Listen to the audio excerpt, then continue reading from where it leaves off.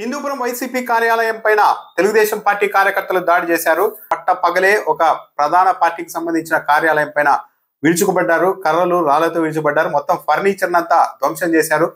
అద్దాలు పగలగొట్టారు, టీవీలు పగలగొట్టారు. అక్కడున్న వైసీపీ కార్యకర్తల పైన కూడా దాడి చేసి వాళ్ళని కూడా తీవ్రంగా గాయపరిచారు. తెలుగుదేశం పార్టీ కార్యకర్తలు ఇంత పబ్లిక్ గా వచ్చి దాడి చేస్తున్నా పోలీసులు కూడా వాళ్ళని నిలువరించే ప్రయత్నం చేయలేకపోయారని వైఎస్ఆర్ కాంగ్రెస్ పార్టీ వాళ్ళు ఆరోపిస్తూ ఉన్నారు. అంతకుముందు వైసీపీ హిందూపురం నియోజకవర్గానికి ఇన్ఛార్జ్ గా ఉన్న దీపికా భర్త వేణురెడ్డి బాలకృష్ణ గురించి కొన్ని విమర్శలు చేశారు. 40 ఏళ్లుగా హిందూపురం ప్రజలు ఒక బానిస బతుకుతూ ఉన్నారు. ఎక్కడో హైదరాబాద్ లో కూర్చునే వ్యక్తి కింద మనం బతకాల్సిన పరిస్థితి వచ్చింది. ఇప్పటికైనా మేల్కోండి, హిందూపురంలో మనం పరిపాలన చేసుకోవాలి అంటూ మాట్లాడారు. బాలకృష్ణ అసలు అందుబాటులో ఉండడం లేదు. ఆయన హైదరాబాద్ లో కూర్చుంటున్నారు. ఇక్కడ మాత్రం ఆయన్ని గెలిపిస్తూ ఉన్నాము. దీనివల్ల ఏంటి ఉపయోగం అని కూడా ఆయన ప్రశ్నించారు. ఇలా బాలకృష్ణను ఉద్దేశించి ఎవడో హైదరాబాద్ లో కూర్చుంటే వాడి కింద మనం బానిసల్లా బతకాలా అంటూ వైసీపీ ఇన్ఛార్జ్ భర్త చేసిన ఈ వ్యాఖ్యలతోనే తెలుగుదేశం పార్టీ కార్యకర్తలు నేరుగా వెళ్లి దాడి చేశారు. కావాలంటే కేసు పెట్టుకోవచ్చు బాలకృష్ణ మీద సరైన వ్యాఖ్యలు చేయలేదు అన్న ఉద్దేశం ఉంటే. కానీ అలా కాకుండా ప్రభుత్వం తమదే కావడంతో డైరెక్ట్ గా వెళ్లి దాడి చేశారు, బీభత్సం సృష్టించారు.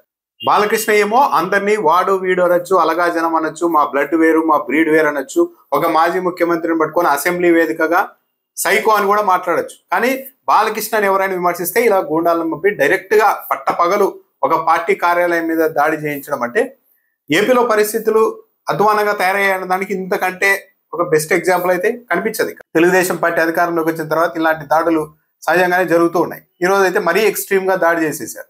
దీనిపైన వైఎస్ఆర్సీపీ అధ్యక్షుడు జగన్మోహన్ రెడ్డి కూడా స్పందించారు.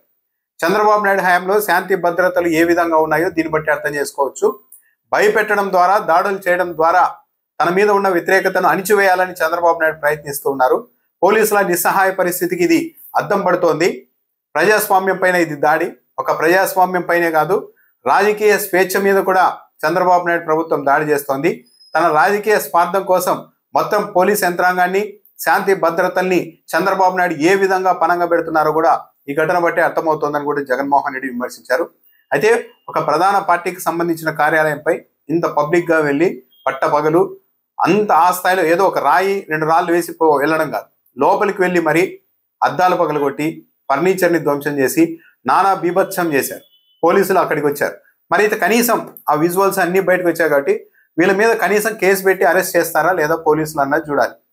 తెలుగుదేశం పార్టీ అధికారంలోకి వచ్చిన తర్వాత తెలుగుదేశం పార్టీ కార్యకర్తలు, నాయకులు ఎంత ఘోరాలు చేసినా కూడా వాళ్ళ మీద అయితే కేసులు నమోదు కావడం లేదు. అదే వైసీపీ తరఫు నుండి ఎవరైనా ఒక చిన్న మాట అన్నా సరే కేసులు పెడుతున్నారు, లోపలేస్తున్నారు, అరెస్టులు చేస్తూ ఉన్నారు. ఒక విధంగా చంద్రబాబు నాయుడు గారి ప్రభుత్వం ఇప్పుడు బహిరంగంగా పోలీస్ యంత్రాంగాన్ని ఏకపక్షంగా వాడుతోంది. ఒక విధంగా రాష్ట్రంలో వ్యవస్థలు, చట్టం అన్ని పూర్తిగా పక్షపాత ధోరణితో బహిరంగంగా నడుపుతున్నాయి. చంద్రబాబు నాయుడు గారు కూడా అదే రకంగా నడుపుతున్నారు.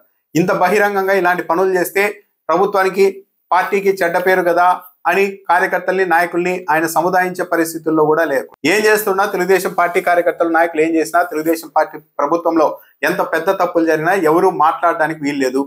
మాట్లాడితే అందరికీ ఇదే ట్రీట్మెంట్ ఉంటుంది అన్న ఒక సంకేతాలు పంపడానికే చంద్రబాబు నాయుడు గారు ఈ 18 నెలల కాలంలో పదే ప్రయత్నిస్తున్నారు. ఈరోజు దీన్ని హిందూపురంలో వైసీపీ కార్యాలయం మీద దాడి ఒక ఎక్స్ట్రీమ్ స్టెప్ గా చూడాల్సి ఉంటుంది. కనీసం వీళ్ళ మీద కేసులు పెడతారా, వీళ్ళని అరెస్ట్ చేస్తారా లేదా అన్నది చూడాలి. దాన్ని బట్టి పోలీసులు ఎంత నిష్పక్షపాతంగా ఇక్కడ పనిచేస్తున్నారు అన్నది కూడా అర్థం చేసుకోవచ్చు.